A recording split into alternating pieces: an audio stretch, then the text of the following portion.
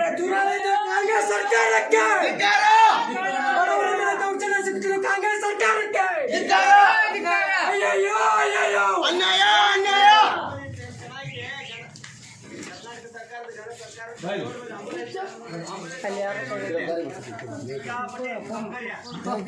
ಅಯ್ಯಯ್ಯೋ ಅಯ್ಯಯ್ಯೋ ಅನ್ಯಾಯ ಅನ್ಯಾಯ.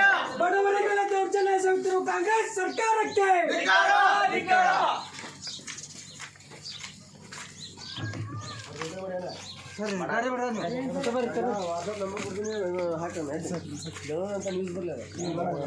ನೋಡ ಧೂಳ್ ನೋಡಿಲ್ಲ ಅದನ್ನ ಧೂಳ್ ನೋಡ್ರಿ ಅದ್ರಾಗ ಹಾಕ್ಬೇಕು ಪೇಷಂಟ್ ಇಂತದ್ರ ಹಾಕ್ಬೇಕು.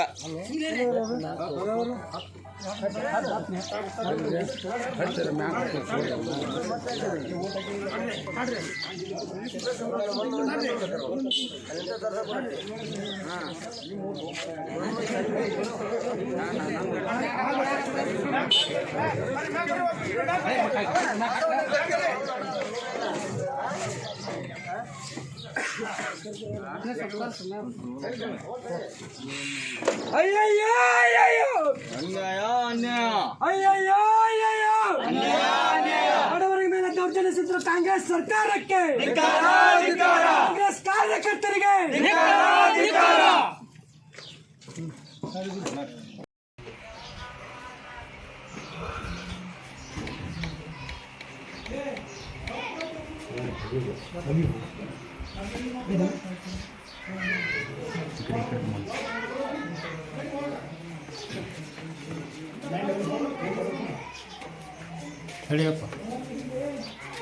ಇನ್ನೇನಾಗಲಿ ಇದು ಪೋಸ್ಟರ್ ಹಾಕ್ತಾರೆ ಅನ್ಕೊಳ್ಳಿ ಸೀನ್ ಇದಕ್ಕೆ ತಡಿಯಪ್ಪ ಅಂತ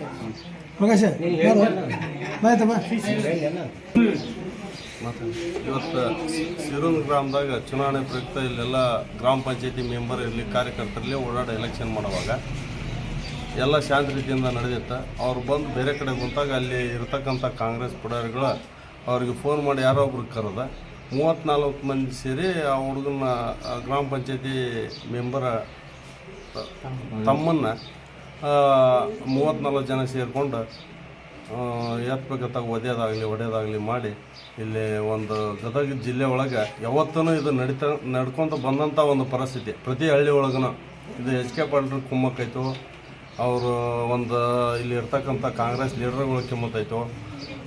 ಇದನ್ನು ಯಾವ ಊರಿಗೆ ಹೋದ್ರೂ ನಮ್ಮ ಗದಗ ಕಾನ್ಸ್ಟಿಟ್ಯೂಷನ್ ಒಳಗೆ ಪ್ರತಿ ಸಲನೂ ಇದು ನಡೀತಕ್ಕಂಥ ಒಂದು ಸನ್ನಿವೇಶ. ಅದಕ್ಕೆ ಅದು ಬಡವ ಅಂತಂದು ಗ್ರಾಮ ಪಂಚಾಯತ್ ಸದಸ್ಯ ಅವಗೂ ಒಂದು 400-500 ಮಂದಿ ಓಟ್ ಹಾಕಿರ್ತಾರೆ. ಅದ್ರದ್ದು ಕಿಮ್ಮತ್ತಿಲ್ದಂಗೆ ಇವ್ರು ಮಾಡ್ತಾರೆ ಅಂದ್ರೆ ಇನ್ನು ಸಾಮಾನ್ಯ ಜನರ ಗತಿ ಏನಂತ ಈ ನಮ್ಮ ಗದಗ ಇದ್ರೊಳಗೆ ಅದೈತಿ ಭಾಳ ನೂತನ ಐತಿ. ಅದಕ್ಕೆ ಇನ್ನು ಯಾರು ಬಡವರು ರಾಜಕಾರಣ ಮಾಡೋಂಗಿಲ್ಲ, ಬರೀ ಶ್ರೀಮಂತರು ಮಾಡ್ಬೇಕು ಅನ್ನುವಂಥ ಒಂದು ಪರಿಸ್ಥಿತಿ ಕಾಂಗ್ರೆಸ್ಸಿನ ಒಂದು ಮನಸ್ಥಿತಿ ಅಂತ ಈ ಸಂದರ್ಭದಲ್ಲಿ ಹೇಳ್ತೀನಿ. ಭದ್ರೇಶ್ ಕುಸ್ಲಾಪುರ್, ಜಿಲ್ಲಾ ಉಪಾಧ್ಯಕ್ಷರು, ಗದಗ.